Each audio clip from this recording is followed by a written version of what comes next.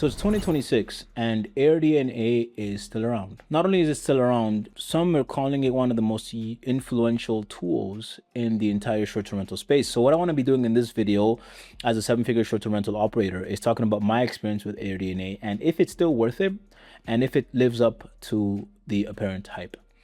So hi, my name is George. I run a seven-figure portfolio up in Canada and also down in the States, specifically Florida.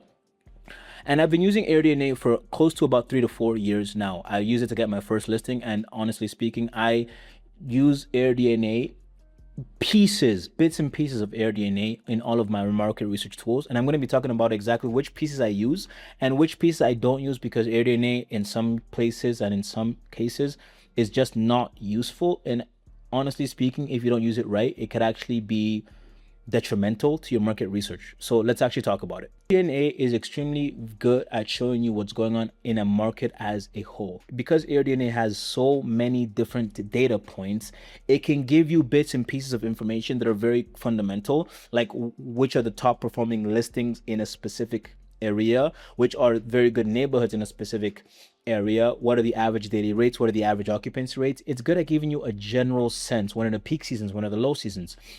Generally speaking, when you're looking at getting into a market and you have no idea which market to get into, AirDNA is a very, very good equalizer in being able to provide that information. So from a high level overview, AirDNA is quite good at giving you just a quick rundown of which markets you should be looking at.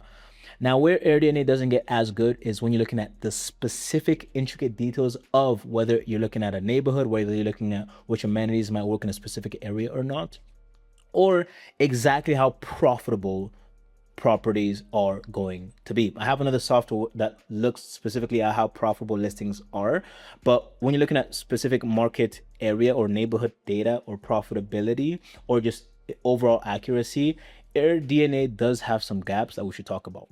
The first gap that I found is that AirDNA counts unlisted listings and old listings in its overall data set.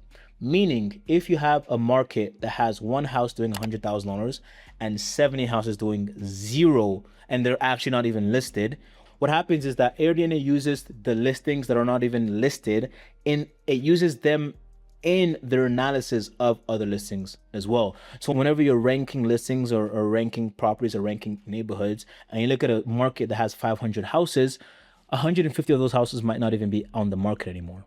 So now all of your data is skewed and you don't know what's actually going on. Or you have some listings that are only available 6 months out of the year or 90 days out of the year. And that could skew everything, because if you're in a market where you're looking at properties, for example, that you're looking at properties that are operating throughout the entire year, but all of your market shows 6 months, you have no data sets of what's actually going on a year-to-year basis in these listings. And AirDNA is not very good at letting you know that. So you have to be able to go into the settings and make slight adjustments.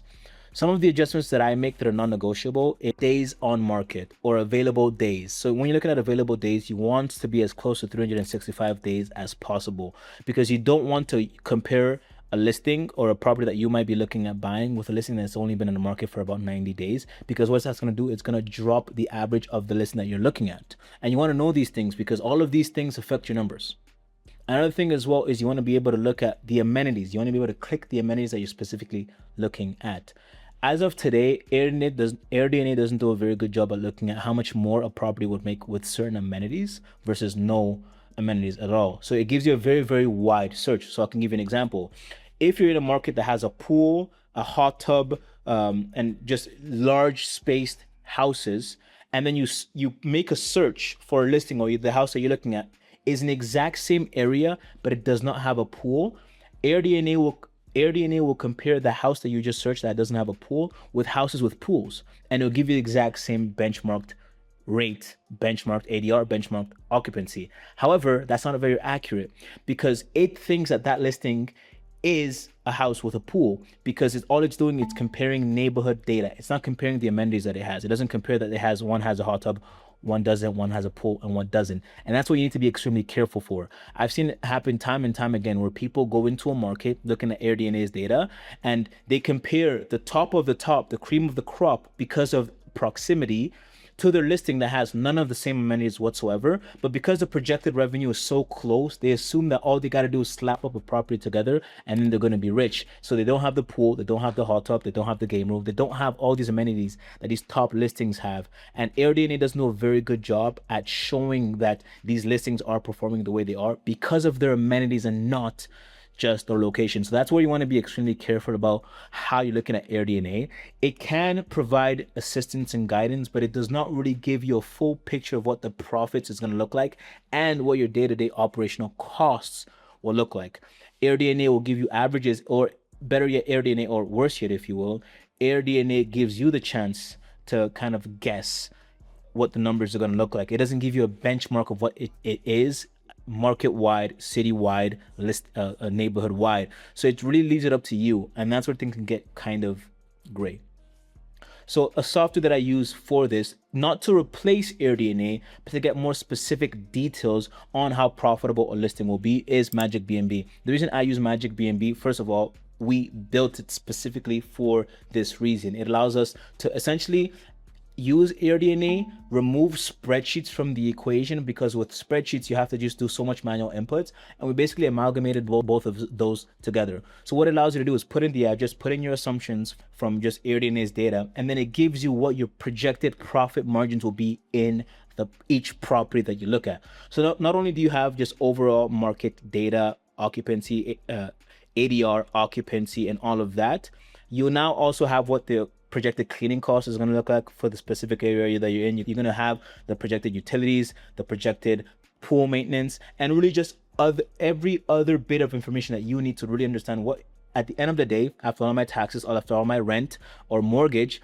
what am I going to be going home with at the end of the month? And that's where a software like Magic BNB really takes it home.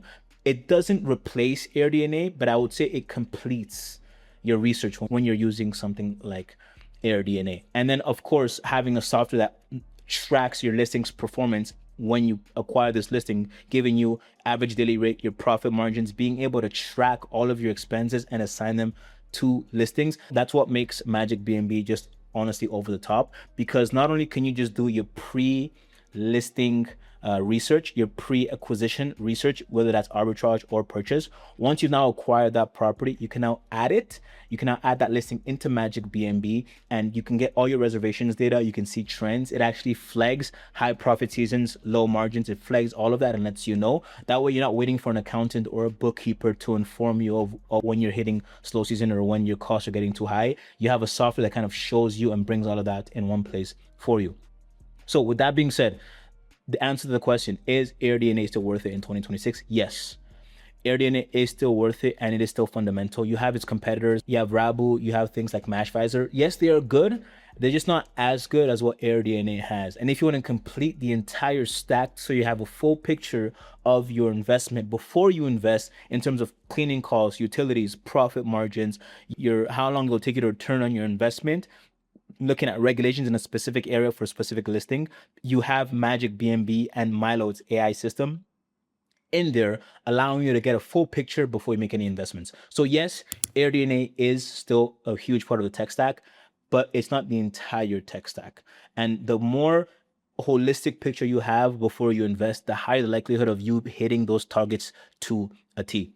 So yes, AirDNA is still worth it. With a caveat, make sure you complete your entire tech stack. If you found this video useful, you have any questions about Magic BNB specifically, or AirDNA specifically, or Mashvisor specifically, comment down below. We'd be more than happy to give more videos and more structure on how all of these kind of come together and how you can use all of this information to make more money for yourself in 2026.